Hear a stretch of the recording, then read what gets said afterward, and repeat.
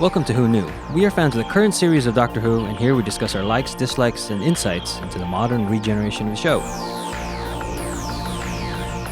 Subscribe, review, and listen to us on Apple Podcasts and Spotify, or our YouTube channel, youtube.com/WhoKnewPodcast. All our episodes are on WhoKnewPodcast.com. You can leave comments there or email us at WhoKnewPodcast@gmail.com. We also have an Instagram and Twitter account. Tweet at us at WhoKnewPodcast. Find us on Facebook.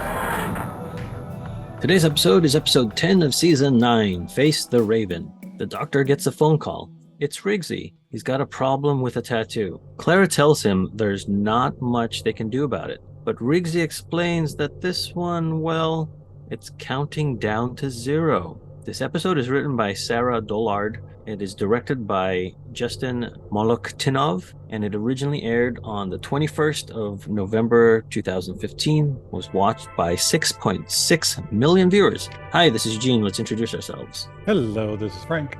Hi, this is Brian. Howdy, this is Auburn. Hi, this is Josh.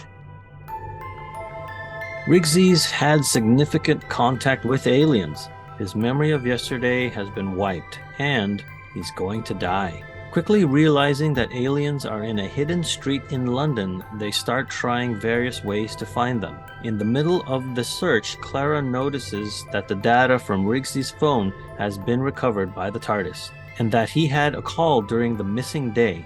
Suddenly, Rigsy gets flashes of aliens and his phone dropping next to a dead woman. With that, he can see the entrance to the hidden street. They all walk down into Diagon Alley. Yeah. Well, that is some condensed summary.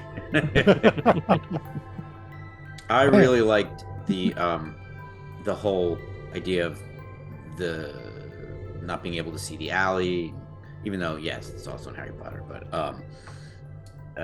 I got a big kick out of it. And then I assume that trap streets are a thing, maybe on maps. I was going to look that up. Yeah, I find that's real interesting, and I the episodes, a few episodes before this, I actually skipped rewatching them because I wasn't on the podcast, so I have to go back and rewatch. But Rigsy is from that graffiti episode to start, is that right? Yeah, Flatline. Yeah, and is he on any in between? Nope, this is it. Because I remember okay. mentioning after that episode, or in that episode, we will see him one last time, and this is it. Okay. Is there a reason why they chose this character? Not that I could really tell or refined in my research. I like him. Yeah, I do too. I did find it. I thought it could have been a companion. Yeah. Yeah. I thought it's kind of fitting that a graffiti artist's problem is he has a tattoo on his neck. But yeah, I like stuff like this. I really like spooky what's going on. Like, again, it's like accessible things. A tattoo, a phone call, like in the way she was trying to talk to him without, and she was sort of embarrassed. Like, there's a lot of everyday behaviors and mundane-ish things that are very relatable that are put into this, sci-fi fantasy context, and I really dig that. Yeah. And to answer your question, trap streets are a real thing that the Doctor and Clara, like in the episode, they explain what it is. Yeah. It's to catch forgeries of people copying cartographers' maps. And I assume you guys noticed like the background of what the on the phone that was being analyzed, trying to be recovered. It was a bunch of hexagons that looked like I assume it was sort of like Eccleston's TARDIS in the first season of Tenet, like the walls of the TARDIS, or it was just a bunch of hexagons. I don't know. I mean, I noticed the hexagon. Yeah, I noticed the hexagons. I didn't correlate it with that. It reminded me of that, but maybe I'm misremembering what it looks like. Well, they had things on the walls. Yeah. Yes. I did also like the reappearance of the nice cards. Mm-hmm.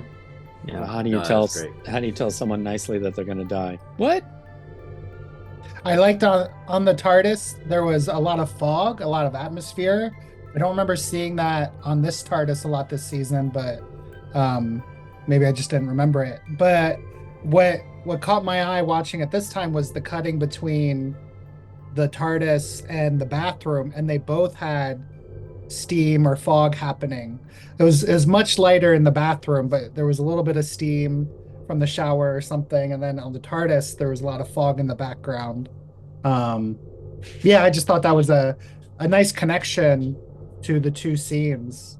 And Eugene, just seeing the summary, realizing that this episode and the previous Sleep No More was directed by the same person. They have Yes. very different, Yeah. production setups, and like the story is very, tonally so different between the two.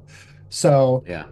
I don't know if that's feather in their cap for doing that, or was maybe some of the cause of the problems from the previous episode. Like maybe that wasn't their strength as Yeah. opposed to this episode. Well, Yeah. it makes me think that since they're different, that it was the writing in Sleep No More that was a detriment to the production.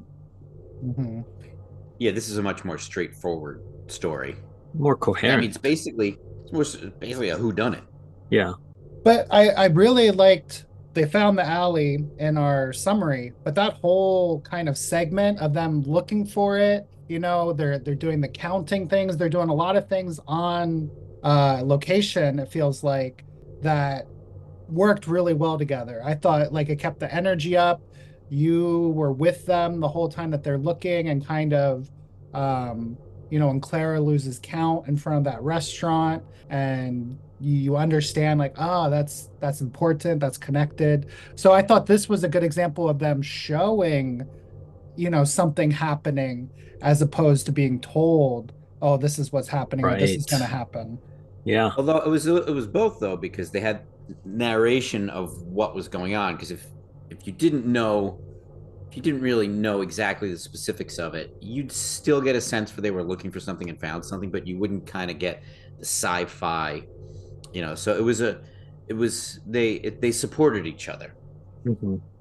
It reminded me a lot of like a heist movie where they're talking about the plan and they're showing how it's going to execute perfectly, and then they have to do it not so perfectly.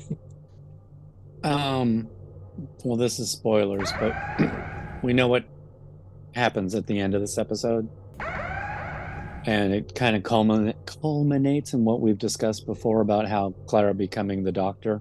I think, understandably, this episode's the epitome of that. Because I even wrote down in my notes. So Clara's answering the phone. She's doing the scanning on the TARDIS console. She's laughing outside the TARDIS, where she's about, it's a very dangerous situation. And the extra one with that is that when she is hanging outside the TARDIS and laughing, the music is the Doctor's theme, not Clara's. I thought that was interesting. With the trap streets, she knows something the Doctor doesn't. And she also knows that the Doctor has lost me. The Doctor doesn't even realize she knows to follow about me. So there's a lot in this episode of Clara having a more Doctor-esque level of knowledge and stuff. Yeah. So it just kind of kept adding up as I was watching. And to clarify, me is a shielder, just in case people are jumping in. Oh yeah, I kept saying me. I didn't put a shielder down because I could never spell it. What is? I'm not following. There we go. That's why I said that. We'll get there. Yeah, we'll get there. Okay, very good. And do we remember retcon from the drug that takes away your mind from Torchwood? It was used first used in Torchwood. I did like the banter at the beginning. I thought it was a lot of fun. But then when the phone rang, it was different than like Amy answering, well, which prime minister? It was just more, she was just answering the phone, like somebody in the house would answer the phone, But this one was, the Doctor almost gave her like permission. I'm going to answer this. Her face, their interaction of not saying anything, but then she gets it. But so it's like, not only is she, acting as the Doctor, but the Doctor's letting her. But then just later on in the scenes, he and Rigsy are like, okay, she's laughing way too much at this. She's having too much fun at this possible death. She's there, dropping out. She enjoyed that way too much. And so the Doctor says yes. That's but he allowed her to answer the phone. So he's, to me, the double signals of, is she going too far, or does he want her to be like this? Does he want an equal? You made me just think of something. I kind of don't want to bring it up till later though, because it has to do with her decision in the end. Yeah, write it down. Back to the beginning, or at least when the doctor meets Rigsy again, we find that he has a baby, and the that kind of baby sub story continues through here, where the doctor doesn't talk to it, but like at first wants to bring the baby along, but then realizes that that will be too much of a distraction for the Right. doctor. So I thought that was a fun way to like acknowledge it, move on quickly. We get it, but we don't make it a whole episode yet. Bring the little human. I don't know. It's weird. Like that type of humor I like, and then sometimes when they put it in, it doesn't fit with the I guess the story or the genre that they are going with. But here, I think it really works.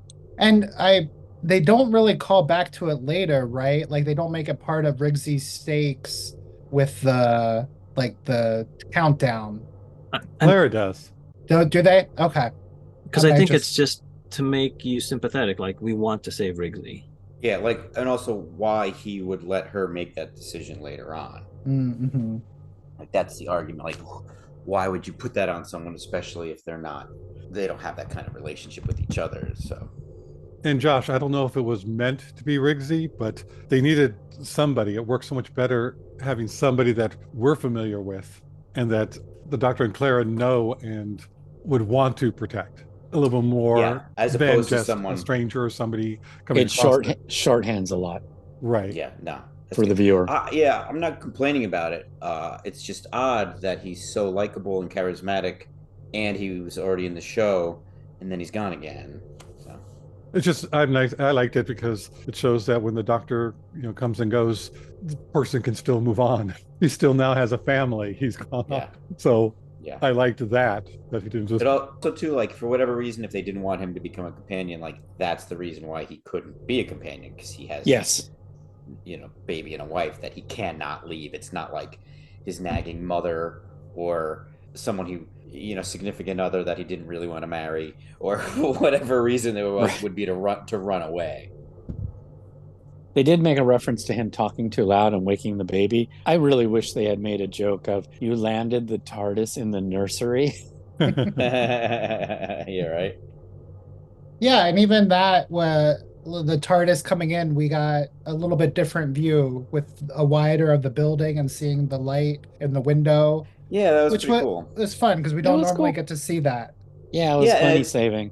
And it's kind of going back to that vibe of I don't want to say the mundane, but like the mundane and relatable things, like the phone, the tattoo, a window in an apartment building. It's really immersing the Doctor and the TARDIS lore in the world, and it's when so much of the show tends to be we're on some crazy planet, we're in a crazy spaceship, where everything's crazy, we get crazy monsters. Like marrying it to our world, I really like those things.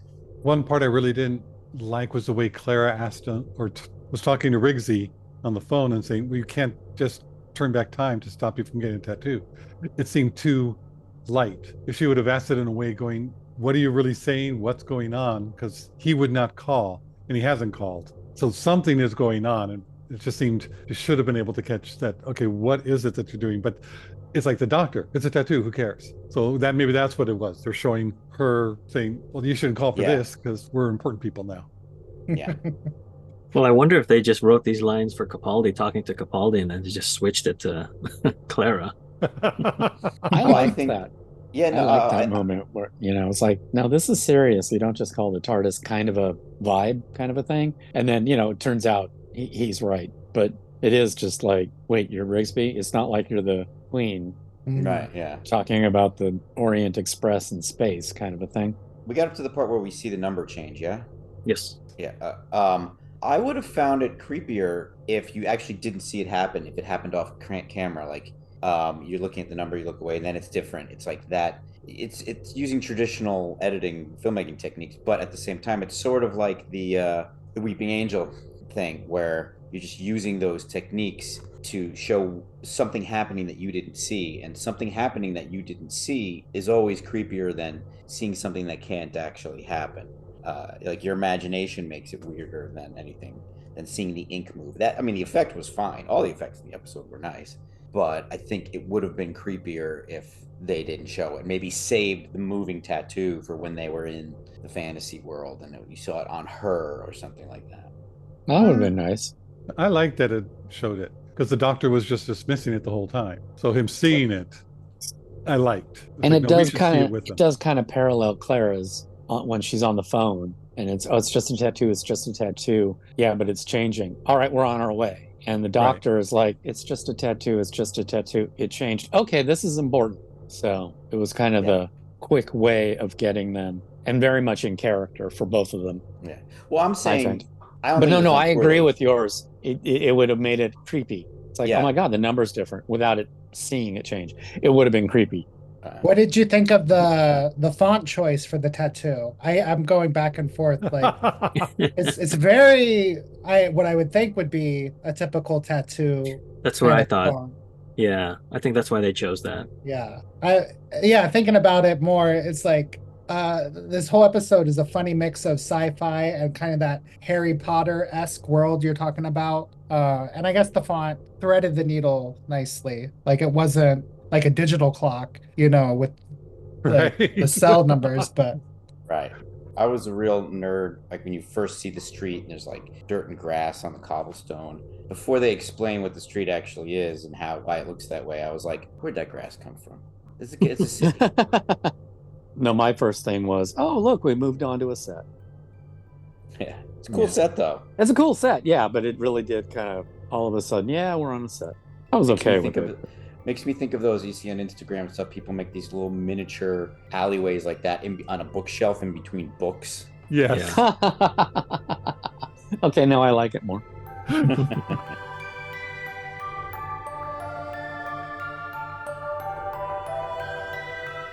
They trigger an alarm and two men approach. Rigsy sees that their appearances flash back and forth between human and alien.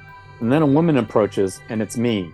The doctor and Me trade barbs about who's watching who, but things become serious when Rigsy is recognized. Me gave him the tattoo called a Chronolock. It's counting down to his punishment for a crime, and the residents are calling him a murderer. So Me is a shielder, aka Maisie Williams. So, yeah. I don't find that confusing at all. Oh, I didn't realize that's what they were saying. See, that's why I was sarcastic. Oh, I still, I understand the idea of her memory being limited, her lifetime being long, but if she is reading the journals so much, I feel like she would remember, or she would have written in her journal, the doctor called me a shielder again. But that's a nitpick. Yeah. But the diaries are so long, she's forgotten what's in the diaries. And she only has enough room, and she liked the parts with Clara, so she read them a lot. There's all this other stuff that she doesn't. It's like that she wrote into the diary, and it's gone. It's like misremembering Luke, I am your father. Misremembering or remembering incorrectly. Like anytime somebody brings up the Mandela effect, I think of, no, we just remembered wrong. We're wrong. Well, yeah, the Mandela effect is that it's interesting that it's a group think. Like so many people have this thought and could swear that they have seen it that way, misremembering something. Yeah, so a group of people are wrong. I liked the little lock trap where they couldn't move. It was like, it wasn't anything big where you had to spend a lot of money on to create this visual effect. Yeah. It was just like, okay, a little bit of electronic, and it's like, okay, perfect. They just have to stay where they are. Everything's good. Then you just press a button and they can walk again. I really like the simplicity of a lot of the gimmicks in this episode. Like, it's freeze tag, basically. Okay, actors, don't move. Act like you're frozen there to the ground. But then they had a little sci-fi element where the bricks would light up, Right. And then also to the effect where you'd see who the characters really were as aliens, and then it would zap back to human. Like, it was simple, but it was it's the use of, I guess if you want to call them freezing, is a practical effect. It's not an effect, but they are creating the effect. It's a really great balance of effects, acting, and just filmmaking. I also like them. Nobody tried to actually move from that spot. I mean, just so many other shows. It's like, okay, show that you're stuck there by trying to move and not being able to, so they didn't go for that. And I'm so glad because it just made the scene about what was going on, the scene. I also thought it was very in character too, because it's like, oh, that means we can't move. Yeah, we've been here before. Right.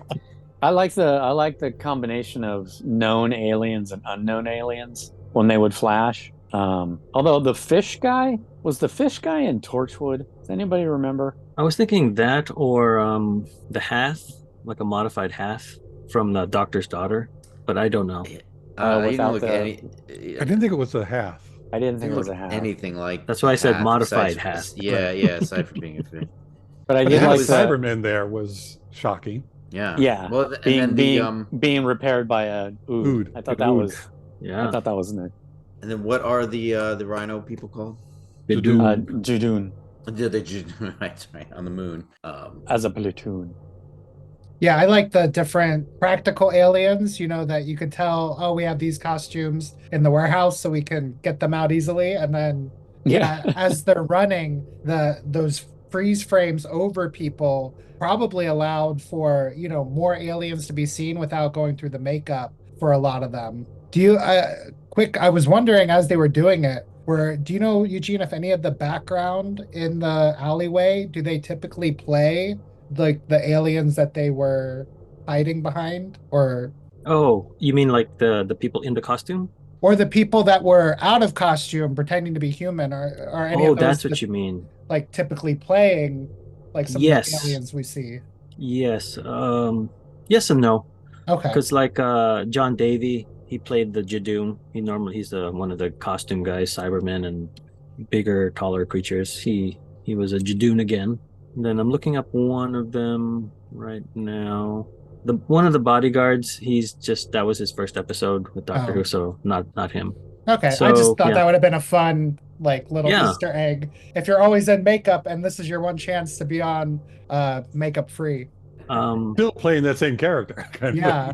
It's like, like the guy that plays the Cyberman, he's always been covered like a sea devil, snowman, pilgrim. So he's always been. He's been a unit trooper, so he's been unmasked before.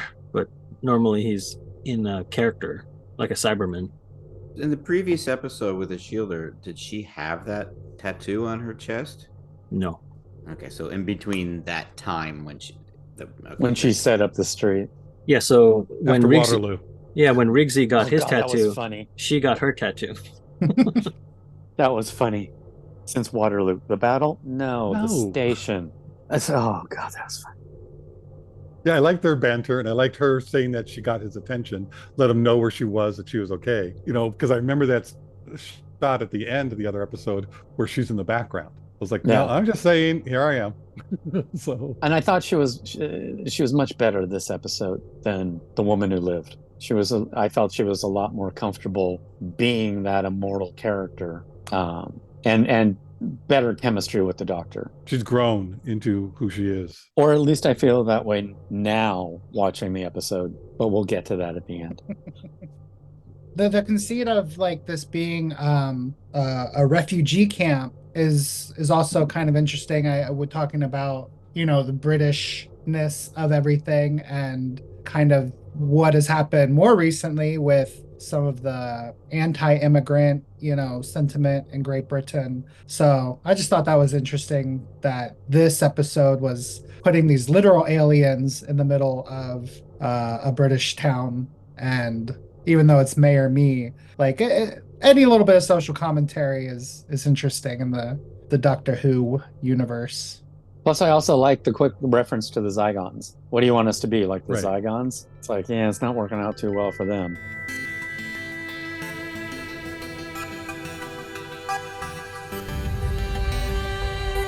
Me promises that no harm will come to Clara and takes them to see the murdered woman's body. The dead woman, who was named Anna, is a Janus, an alien with two faces, one which sees the future and one that sees the past. They are interrupted by a crowd outside. An old couple begs me to stop the punishment for stealing medical supplies. She won't, and a tattoo around her neck releases a raven. The woman pleads with her husband to transfer the mark to her, but he doesn't. His Chronolock tattoo reaches 0 and the Raven kills him. To buy time, Clara convinces Rigsy to give his tattoo to her since she is under Me's protection. So this is what I was getting at earlier, where I think her brazenness and doctorness is all leading up to the like her feeling like she's just as much the doctor as the doctor. Mm-hmm. Like we'll figure this out. Like it's her confidence, it's her. So those things that were very doctor-like up till that had a direct correlation to her making this decision. Yeah, it all leads to this decision. Yeah. And then, like, if she really was the doctor, she would know there is no going back from this. Yeah, it's an arrogant move. Yeah. But it's also what the doctor does is that they always find a way to outsmart death, to somehow come up with the one way to get through it all. And from what she does know, it's not a bad plan. No, correct. I just think that's why earlier, I'm just kind of pointing out like the breadcrumbs that they put in there that led to that. Because I was really annoyed with her laughing, hanging out with the TARDIS. But then, now that I'm looking at it again, I'm like, oh, we needed that because we needed to see her get arrogant or overly confident, I should say. Because I wouldn't say she was arrogant. I mean, coupling this with the last episode where the doctor doesn't sort of defeat the aliens, or the aliens, the bad guy, Moffat is doing things that are not fitting the normal paradigm of the show. It's a good idea to have a companion fly too close to the sun, so to speak, and get burned by it.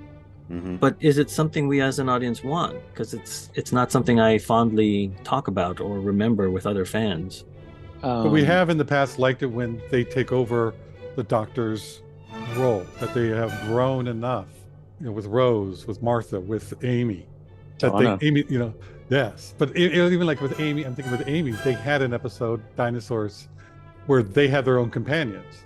The doctor is off doing something else. And it's like, okay, Amy's now acting the doctor. And it's like, we liked that at the time because it was showing how much they've grown with this, and can figure out how to handle things. So with this one, the whole leading up to this was not just this episode. It was so many more episodes of Clara being too much, too big, where then it's going to get her sometime. And I think it got her now, but I don't think it was a bad plan. She says, you called us to save you. Let us save you. She's already worked out a lot of the thing, but she didn't have all the information. And that's where the arrogance comes in, going, no, there's still more you have to learn before you can do something like that. Yeah. Like it's a good idea. I just don't know if it's something that I'm going to fondly remember. Like I haven't really revisited these episodes because I remember this ending just not. I wasn't excited. I remember this ending incorrectly because of how they retconned it later. Yeah. But this as itself, I thought was really good. I really liked this episode this time. Knowing everything beforehand, seeing how it was leading up to this. It's like, no, I really like this episode. I'm surprised how much I liked it this time. Leading up now through this podcast, through this era, before this episode aired and coming off of Sleep No More, I hated Clara. Absolutely, positively hated her. My opinion softened a little bit. I still think she stayed too long, but she, it's like, oh, okay, no, actually, she's doing a pretty good job. I'm also watching it more for Capaldi. It's like, my God, I think he's now becoming my favorite doctor just because of his acting. He's really, really good. And I hated this episode. Hated it. And I haven't watched it since. Oh my God, no. I love this episode now. That's good. You win in this case. I really love it. I really love it. I mean, Frank and I kind of turned to each other last night after watching it. And what did you see? I think Frank, you said, that was really good. And I'm like, wasn't it? So, like I thought it was so well done. It was just like, she is very Clara the entire time. And I don't hate that as much as I did before. And I love the way the doctor reacts. I mean, we haven't Oh, gotten yeah. there yet. Yeah, We he's haven't gotten there great. yet, About but that. oh my god. Yeah. Um, Also, she was Clara because she didn't do this arrogantly. It And- didn't seem like That's it to me at true. the time. At this point, she's like, "No, we can delay it and outsmart it, by giving it to me." And it's like to take it off of him who has a kid to raise. And it's like I can't let it. Like no, you have to go back to your kid. You have to go back to your wife. Everything's waiting for you, and I'll get out of this because I always get out of it. But it didn't seem like, no, I'm the best one to do this. It didn't have that line of arrogance to it, just confidence. And I think that's why I don't like it overall, is because you have one episode where what you're saying is like she's doing this for a good reason, where the previous examples it felt more like hubris. Yes. And so I think Yeah. there should have been more of a balance for her altruism to come out, because of like in Under the Lake and Before the Flood, when she's comforting the people in their present while the doctor and a couple of the crew members go into the 80s, she's telling them it's going to be okay, the doctor's going to figure this out. And then somebody says like, yeah, but do you believe what you're saying to me right now? It's like there needed to be more of that, I think, for me, to show that she's doing it for a good reason and not just because of arrogance. And the thing that, since we've been rewatching episodes, I thought of the season 4 finale with Donna and Davros, where he says, yes, your companions, you change your companions, your human companions, but, and I'm paraphrasing, but not for the better sometimes. And this is one of those examples of Clara. yeah, it's his army, isn't it? Something like that. Yeah, I think he says something to the effect of, you turn them into soldiers. Yeah. But then this one is different. It's kind of like that in the fact that soldiers are meant to fight and die. Because, like, connecting it with Sleep No More, with the soldiers there, they're just grunt. One of them is a grunt that's bred to just be cannon fodder. Yeah. In this case, though, Clara has no thought that she's going to die. She has no doubt that they're going to figure out a way to stop it, because they always do. And even at what her dialogue hints at later is she's thinking about the Time War in Gallifrey.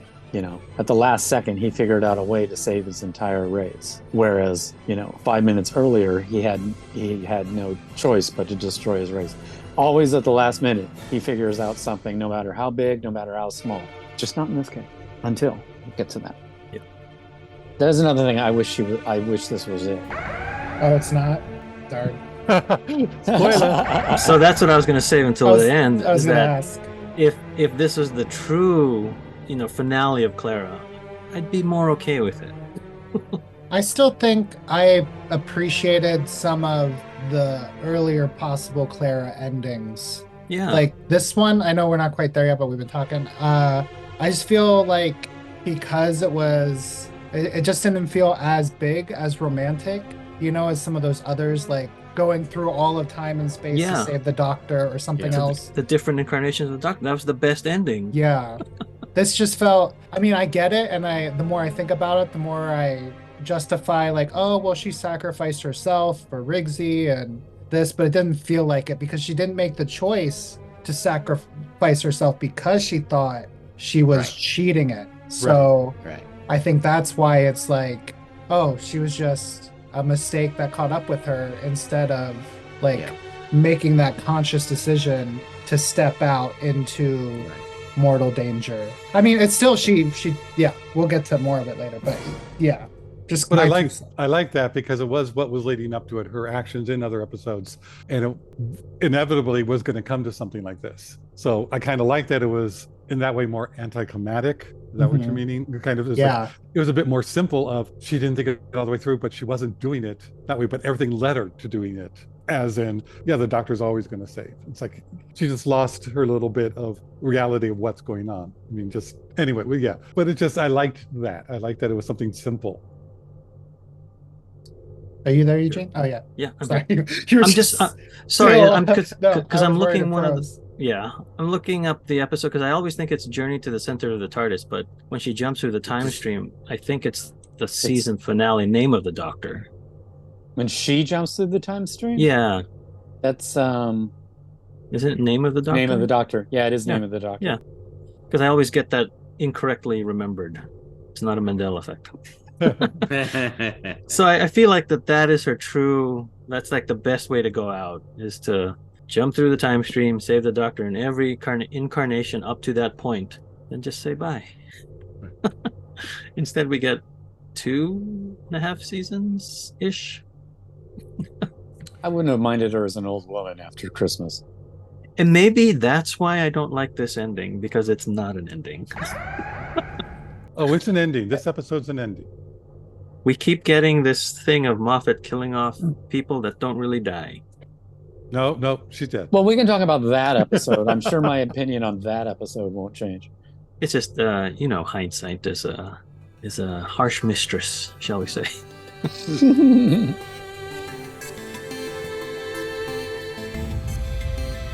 The Doctor realizes that this isn't about Rigsy. It's about him. Me lured him here with a mystery. Discovering that the woman is only in stasis and not dead, the Doctor uses the TARDIS key, which Me set up, to wake Anna up. As she does so, the machine locks a metal bracelet on the Doctor's wrist. It's a teleport device. Me made a deal to trap the Doctor in order to protect the street, and whoever they are also wants his confession dial. Clara reveals that she has the Chronolock and tells me to remove the bracelet first. She says she can't. She made a deal with the Raven, but Clara taking the Chronolock changed the terms. The Doctor tells me to fix it, or he will rain hell down on her and her street for the rest of time. Clara begs him to stop. It's her fault, and she doesn't want her last moment with him to be like this. She goes into the street, and the Raven takes her life.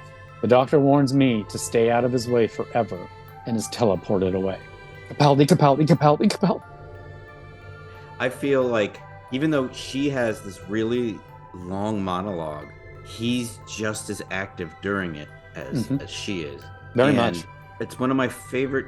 This is why I don't mind Clara staying as long as she did, because there's something about the love they have for each other that stretches back through, Matt Smith, and then forward through, her actual end of her run, that it's transformed in a number of ways. It's not romantic love, it's a certain type of platonic love, but it's not just platonic. It's just this deep-rooted love that is really exhibited in this scene where she's telling him not to save her or whatever, not to destroy them and stuff like that, and the change on his face from rage to empathy to love is just so wonderful that it's one of my favorite moments in the whole series run. Yeah, I agree. Oh, it's so good.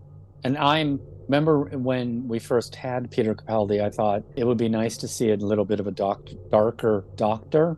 This is what I mean. I love it when he's like, I will rain fire and hell down on your thing, because he can. But then Clara immediately comes back with, and you'll stop the first time you see a crying baby. And that's true. And so it's like, oh, it was so good. Oh, when he was angry, it was so good. I loved it. It was like, oh, what a nice release. And then it's like, he's not going to go through with it, but he thinks he will at the time. It's very authentic in the whole way that it's played out. And then when he did promise that he wouldn't take any revenge, but he still does say, and he still does mean it, stay out of my way. And I really like that a lot. Now, could the Doctor have taken the Chronolock and used up one of his regenerations? I was wondering that too. I don't know if they say it or I was just assuming and then got distracted that once she took it, it's done. Yeah, you only get one transfer per. Yeah, and But they never said that. Well, but I think because they said you can't cheat it, and Clara was cheating it. She was trying to cheat it. She was trying to play for time. She wasn't willingly accepting her death. She was saying, oh, I'll take on the danger and then we'll get rid of it later. And so I rationalized it as, you don't get to cheat this. And so she couldn't transfer it after that, because then that would be Clara cheating death. And she never would have given it to him. No, yeah, that's true. Even though I did think the same thing too. It's like, oh, well, we just get Jodie Whittaker that much sooner. But by Clara taking it and then giving it up later would have been cheating. And you can't cheat this. That's how I look at it. I like that explanation, because I kept wondering, why didn't Shielder take it? Because she's immortal, and she has the Raven tattoo. So it's like, Because then the raven would just the raven would die. the raven would just fly into her and then fly into her and then fly into her and fly into her until the end of time, and that would just get annoying. It'd be like a bird trying to fly through a window. I mean, those are two things I thought of immediately. The regeneration, giving up a life from the Doctor. And then the whole thing with the Shielder. Previously, we've seen her as was angry at the Doctor for making her immortal. So this is one way out of that. So it was weird the direction they went, because the goal was to kill Clara eventually, or just get rid of Clara, I guess. But it's Whose goal? Moffat. Oh, Right, because they they're made getting the Shielder a master-like enemy of the Doctor. Yeah, more like a frenemy. And then it just goes back to what you were saying, Frank, about how the Doctor always finds a way, but in this case, Moffat wrote it so that, or I think he wrote it. Moffat wanted it to not happen that way. Right. And another thing that I liked was Clara realizing, because even the Doctor was saying the people there, or he was talking to one of the refugees, and that they would rather keep the peace than find out who's really the killer, because that would get everybody going and it would ruin what they have. yeah, they'll that was willingly a allow really- Rigsy to die, then break innocent out of the person. village. Yeah. That was a really poignant and interesting perspective that I don't want to say they glossed over, and how that mentality, infiltrates our society and stuff like that. So it's like, there's a lot to unpack in that one line. Mm-hmm. Yeah, I thought it was great. Yeah. Because I then it thought- also I has mean, you're right. It's not quite a gloss over, but it leans that way. But I'm okay with it. Yeah, because then it could have just been heavy-handed. But it's interesting that I'm thinking about it came from such a gruff character that you wouldn't think would have such an introspective point of view. Yeah. But it also helped Clara figure it out, because Rigsy was saying, well, how they look at me. And that's when she remembered about Anison, Anna's son. That's what the name showed up on for those. And that, no, you don't look at us that way. You look at us more confused, and finding out that it's not her son, her daughter, and she can see that. And so I liked, again, Clara, the one figuring that out. So she is still smart and clever. She always has been since the barmaid in Snowmen, that's still the essence of who she is. But she went too far, and she didn't, same as, Isildur, they just got too set in, no, I'll always find a way out. I know everything. I can figure this out. Just like Isildur in Lord of the Rings. Anyway, when you said Isildur, it made me think of Isildur. Okay. It's like, oh yeah, and he doesn't get out of it either. So am I blanking? What happened to that lady? Like, she wasn't even really hurt. It was all like a staged. Like, she made this. She put this woman to be unconscious to fake that death and frame Rigsy. I think So she that the really doctor was will come. hit in the head, By who? and so she had that wound. I think Isildur. I'm thinking of Isildur, because Oh, okay. she's the one who kept her in stasis and knew what was going on. Okay. She's the one who's Okay, trying to trap So the she Doctor. actually hurt this woman on purpose to set this up. Yeah, to have a physical thing of this is how she died, and we Right. can link Rigsy to it because his phone's cracked and he hit her. Right. Did you mention in the summary at all about the daughter? No, I think I took it out. Sorry? Because that's, to me, that whole subplot line is the weakest part of the episode for me. I figure we'll just talk about them outside the summary. Don't say You the guys Black realize- Panther is the weakest part of the show. Right. I would never. Well, she is now. The justice meted out in this alley.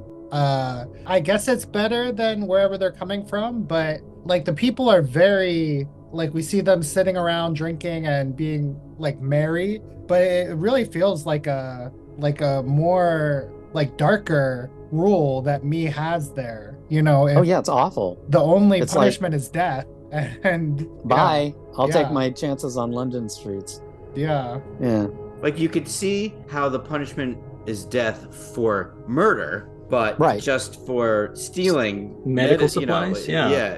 Yeah, and medical supplies too. It's like, well, if you really have this great place for refugees, why did they have to steal the medical supplies? Why? Yeah. Well, I mean, You it was know. obviously, it was showing the stakes and the circumstances and stuff. Yeah, like that. absolutely. I mean, yes, but It was you start hypocritical. thinking about it, it makes me less humanitarian. Like you see that it's almost more of a prison than a refugee camp at that point. Yeah.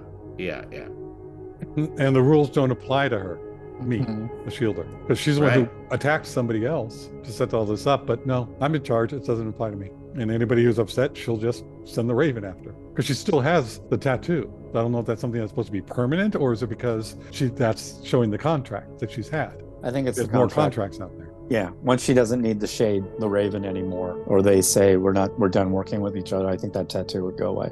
We didn't mention with Clara when she's talking to the doctor. She says, "If Danny can do it, so can I." Yeah. Mhm. And Yeah, but when she lost Danny, that's where everything, losing him, wrecked her, changed her completely. And so that was the whole, you could see it going through all this stuff, why she was taking chances and stuff. She just couldn't have that same feeling. And then at this point, it's like, he did this. He left me because he could have come back, because it was the right thing to do. So that's what gave her the strength and the bravery to go, I'm not going to run from this. This is something I made myself, that I did. I just loved it. I just thought that was great. It's like, no, this is my responsibility. Don't become a warrior. Don't take it out on everybody else for something I did. She took the responsibility. You're very bad at being alone, and be a doctor, which is what she said. Yeah, that's great. Day of the Doctor. A lot of great lines in this episode. My favorite line in the episode was early on, with the good cop, bad cop bit. Yes. Where if those of you listening don't recall, where she's like, okay, you be the bad cop, I'll be the good cop. He's like, why can't I ever be the good cop? Doctor, we discussed this. Your face. I thought that was great. And the best part about it was, he said, Doctor, you can't be the good cop. Your face. And then his reaction was, oh, right. Yeah, that's right. Yeah, Claire's death, is like I said, I'm underwhelmed by it here. I guess we'll get some more Clara later, according to spoilers, but I did appreciate all of her stiff upper lip. Like, I will take it, like, even though I did it wrong. Like, that was good. She could have been more like trying to bargain more with stuff, but they let her at least have a dignified end. I just do wish it was a little more meaningful. I think Meaningful? in watching You're this, welcome, knowing Eugene. That's a stretch. knowing this wasn't her actual end, I think emotionally it worked, like with their performance before she walks out of the house. But the way it was shot, even though it was nicely done and nicely edited, and the choices they made, a lot of times this happens with television shows, and especially on this show sometimes, it's the choice of camera angle. It didn't, if I'm going to be a real stickler about filmmaking, didn't really single her out enough. She was kind of blending in with the background. The camera, what we always say, like, to make it dramatic, you drop the camera, you drop the horizon line, you look up at things, you make them more important. And even though the camera was relatively close on her, there wasn't like super close-ups. She actually thought this was the moment of her death. They should have done something more visually to make her larger than life in the frame. And I think that's why it was kind of anticlimactic. And I think that's why originally when I watched this, I was underwhelmed, because I think when they know this is the end for a companion, they pull out all the stops. So they knew this wasn't the end, so they didn't pull out all the stops. And they didn't have to pull out many stops. They just had to use cinematic storytelling to beef it up. Like, it seemed like they were pulling out all the stops, and left us, waiting with bated breath to see if it was actually going to happen, and it would give us a real big catharsis. And I think that's why. And now rewatching this episode, already knowing this stuff, again, I start to focus on more of the subtle things and the layered things. And that's why I really, really love this episode. When I remember, I did not want to watch this because I remember hating it. Me neither. I was the same way. Yeah, and like, here I am again. I'm watching it, and I'm like, well, here it's happening again. Now I'm really loving this episode. And I like that. Like I said, I like the way the choices they made at the end, action-wise, within those shots. But the way they shot it, she didn't stand out, and I think that's why we're kind of left with feeling a little wanting. They gave her like 5 or 6 takes of that. Yeah, that deep I don't breath. like that. Yeah, that was Well, here's That okay. got If I'm me. going to be Go ahead. if I'm going to be a real nitpicker, I like the series of shots, but they shouldn't have started each shot from the beginning of the scream. They should have had her start the scream once, and then they could have cut around in the middle of the scream, so it really seemed like one scream. They were really milking it, and I don't feel like in some of the takes the beginning of her scream really read very well. The first one did, but then they just kept repeating it, and it kind of lessened each take. So they should have just had her, had that first take and then cut into the middle of it, and it would have worked, and it also wouldn't have been as long, and it would have worked better. Well, It reminded me, well, just now, Josh, thinking of it, the end of Braveheart, spoilers, as when William Wallace, right? That was Like his name. like a Yes. 23-year-old or 25-year-old spoiler. Yeah, but that was a death that was like a lot of emotion to it, very similar, screaming, and we cut around to watch, I think, like all the people that were in the crowd, Yeah. and even in the castle, that's what's interesting is to see the reactions, like seeing her do the scream thing from multiple angles. Yeah, like you said, everyone started taking away from it instead of Yeah, adding to it. I didn't like the 3 or 4 angles. One thing I liked that leading up to it that I liked a lot is up until now, that street always had people on it. And before the Raven gets to Clara, you see people running away. And I like it that they did that because it clears the street in a logical way. It's not just empty for the first time. It clears the street in a logical way so that it is just Clara and the doctor comes out. He just stands in the doorway. And so it literally is just the two of them. I really like that part. Really like that part. Yeah. No, most of like what they were doing was great. It's just there's just that little subtlety because Auburn said exactly what I was feeling too. It was just like this is great, or this is just shy of great. Like this, I should be feeling more. I love everything they're doing, but why am I not feeling more? And a lot of it's a visual medium, and a lot of it has to do with the way where you put the camera and the little things and like how what images pop off your screen as opposed to just are on your screen, and like what you come away with. A lot, maybe they tried and the cameras they had didn't do it. There's plenty of reasons. Someone who the DP of this episode is listening to our podcast right now. He's like, yeah, I would have done that if I could have with a British accent. Again, it could have used a little extra sauce on just those little moments. And they could have done little. I'm getting really in the weeds here. You can cut a lot of this out, Eugene.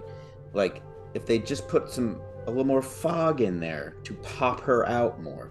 Like I said, lowered the camera maybe, and then like I didn't even notice the doctor for a little bit because he blended into the background so much. And those are very important elements that you were mentioning, Brian. There's just little things, and after that huge emotional scene, Anyway, we're getting into filmmaking 101 here, some critique class.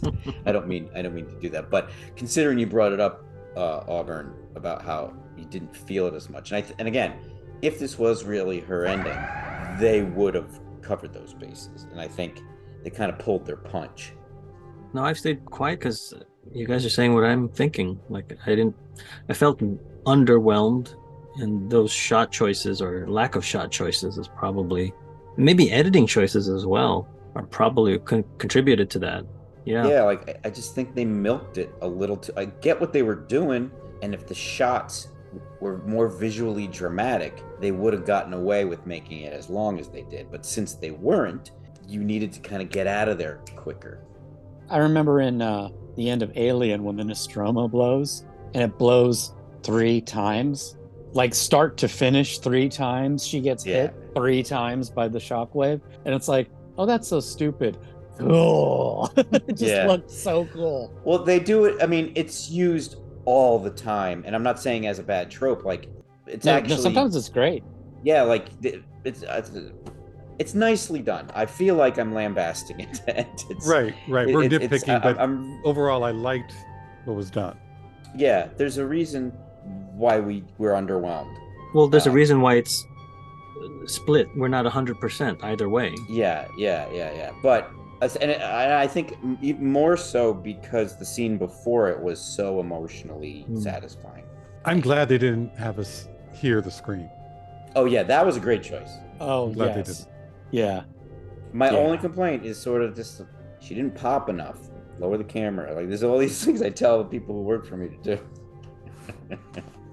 And I just like this episode so much. The first time this is only the second time I've ever watched it. I don't remember at the time, but events that happen in this episode at the end, I don't remember at all. And so now watching them again, it's like, oh, this is going to affect my reaction for the next episode in the next episode. So it's like, oh God, am I going to completely flip on the next episode? Because that's a possibility. And I don't want to, because I don't want.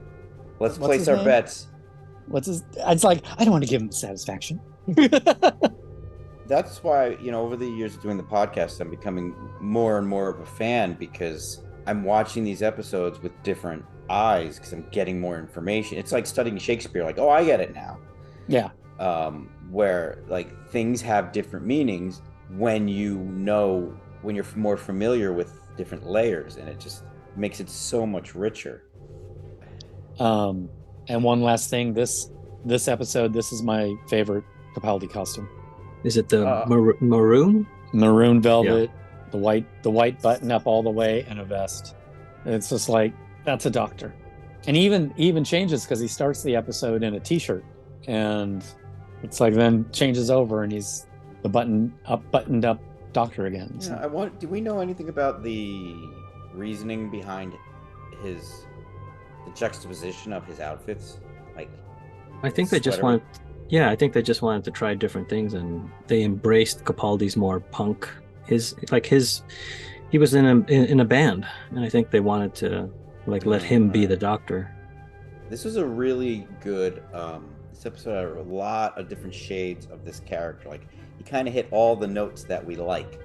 He was funny and obtuse earlier on, and he was sarcastic, and then the quiet rage, and then the love, and then the detectiveness. He kind of hit all the great Capaldi doctors.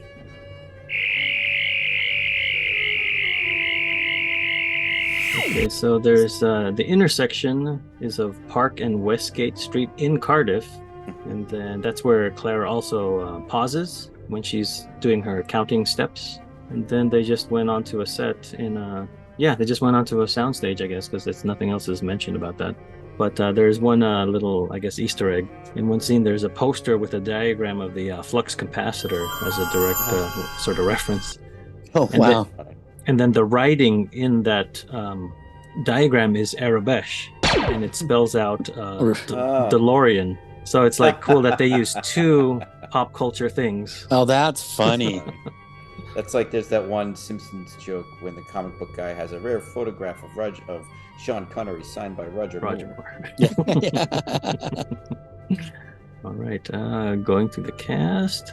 We have Maisie Williams returning as Shieldor/Me, Jovan Wade returning as Rigsy.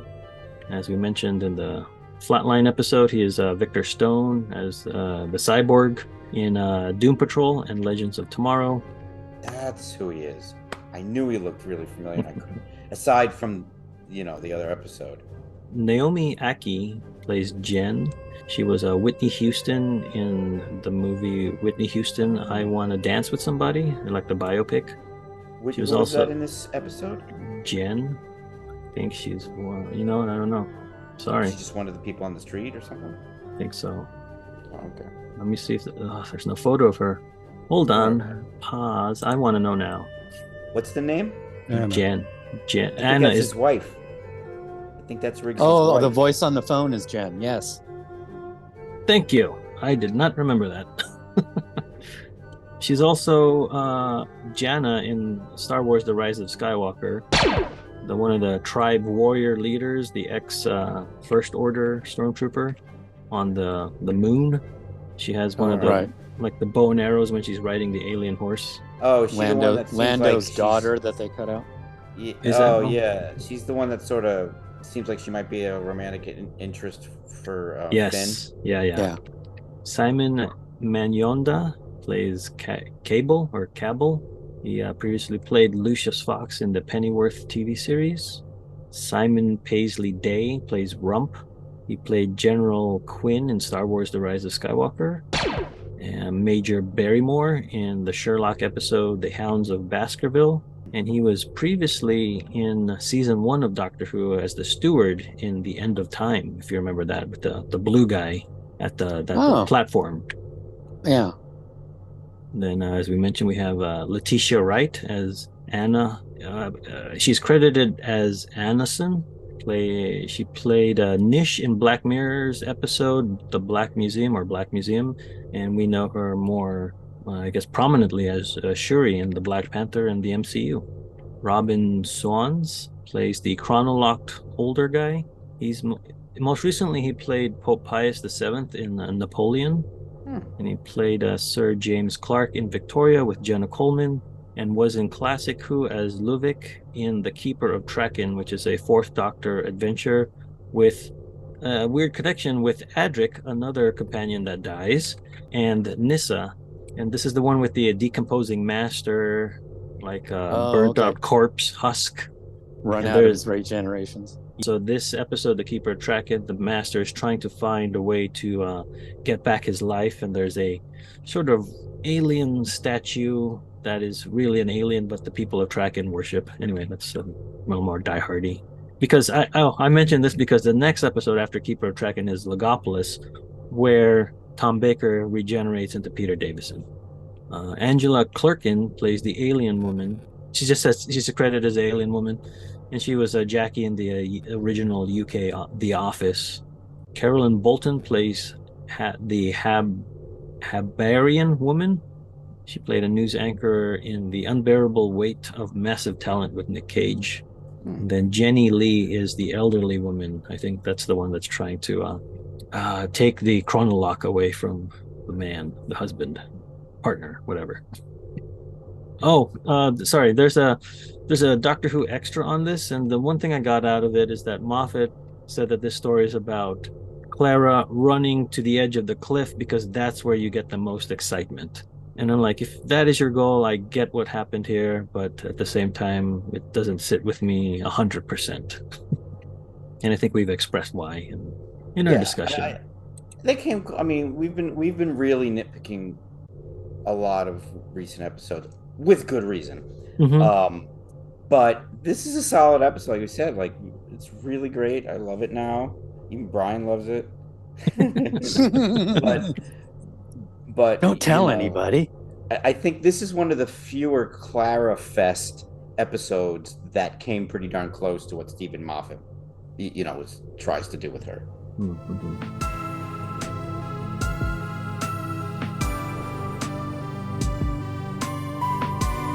Face the Raven.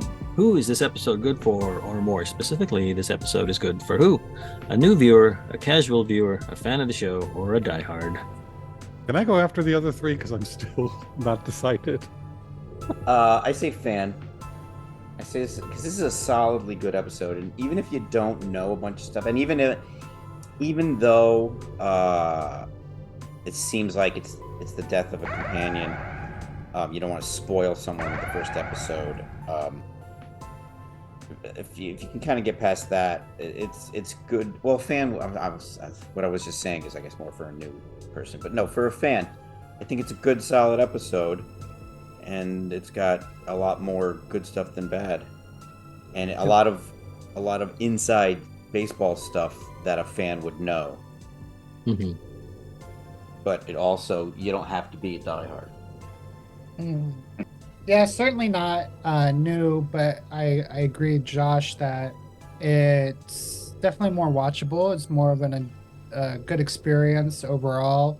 I would probably put it for a casual, just because I do think the on location is really nice. The set with all the different aliens is nice to get that kind of overview of, like, there's a lot of stuff going on. You can tell it's alien. I guess the story, like the reasoning behind Me's like plot isn't there even for fans or diehards.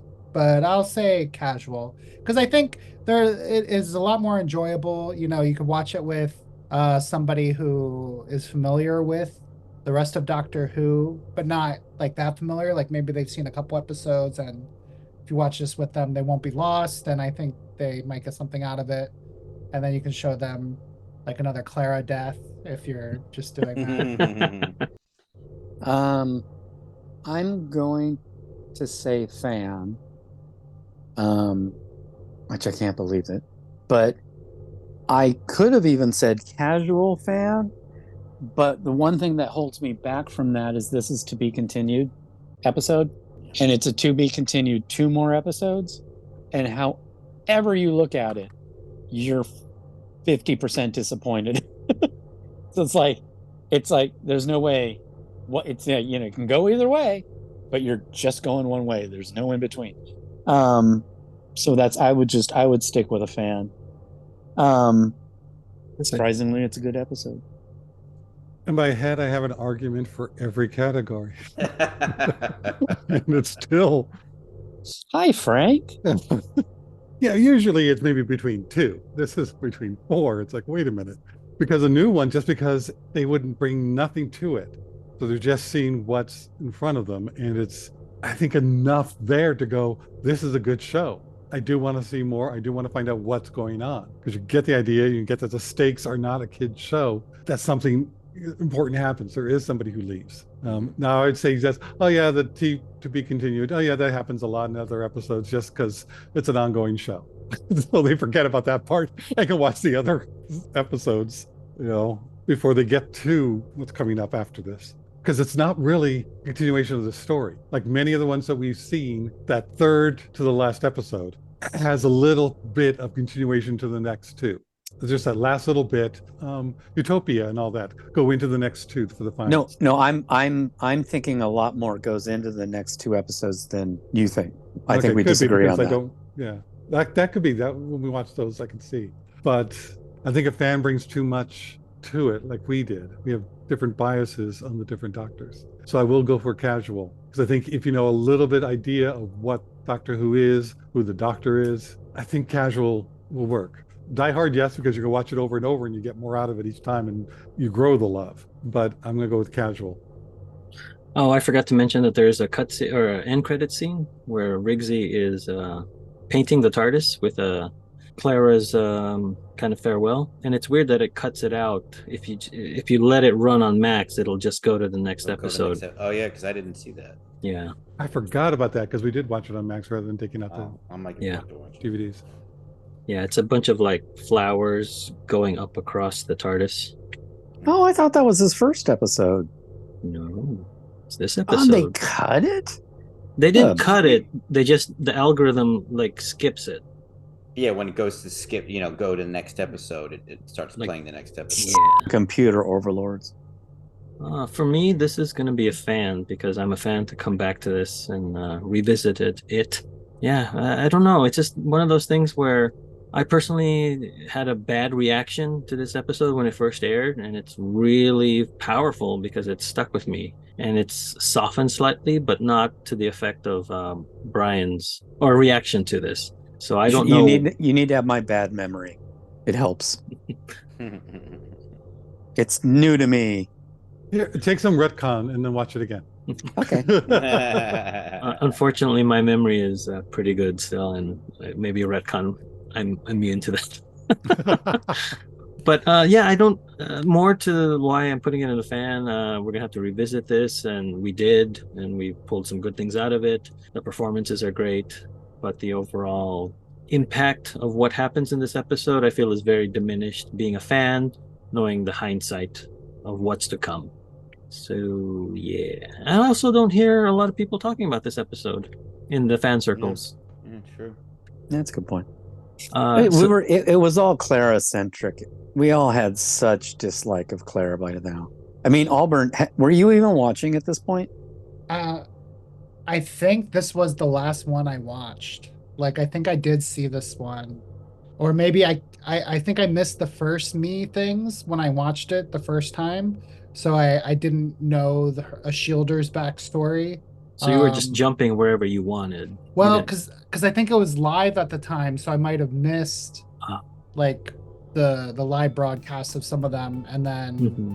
because I do remember the Raven, but I'm surprised Nevermore. because I thought I would have been happier at Claire's death, but yeah, no, I don't remember much about it, but I think it was the final nail that I stopped watching for a while. Mm-hmm. I think you're going to really like Bill. I'm looking forward to it. I am, because I've heard nothing but good things. And Yeah. And Capaldi just gets better and better. yeah, Oh, and now totally. now I'm definitely a Capaldi fan, where before I think I was like I just felt like he wasn't being written for properly, but you guys have convinced me, and watching him more as an actor, I see like where he is making it more his own. So yeah, time heals all wounds. That's okay. One thing Oh. I didn't say about this episode, you don't necessarily put it in. I think one of the reasons I didn't like it, because when I think would be reminded of it, it's just very claustrophobic because of the alley. Mm. Yes. And it felt very set-like, and it just felt like I said, like claustrophobic, and it left a bad feeling about that with my Going memory. from the location shooting to inside that claustrophobic set, it was Yeah. jarring. Yeah. Yeah. And I think that's probably, it just felt like, oh, now we're on a set, and it just stuck with my memory. And Right, so that wraps up Face the Raven. Thanks for listening, stay safe, and we'll see you next time when the future becomes the present.